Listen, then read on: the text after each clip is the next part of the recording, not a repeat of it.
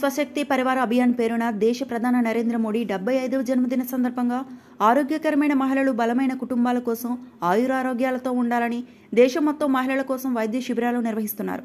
ఇందులో భాగంగా 20/9/2025 అనగా శనివారం నాడు ఉదయం సత్యవేడు ప్రభుత్వ కమిటీ ఆసుపత్రిలో ఉదయం 9 గంటల నుండి మధ్యాహ్నం 1 గంట వరకు మహిళలకు అందరికీ వైద్య సేవలు అందించబడుతున్నాయని doctor Rehana SCN TV media ప్రతినిధితో అన్నారు.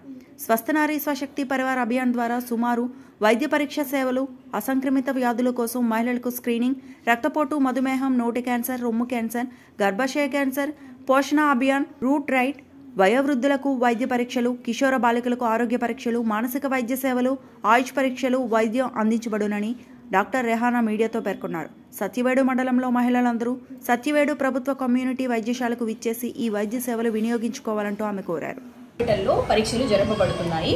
అవి ఏమేమి దాంట్లో 12 రోగాలుకి స్క్రీనింగ్ జరుగుతుంది, పరీక్షలు నిర్వహిస్తారు.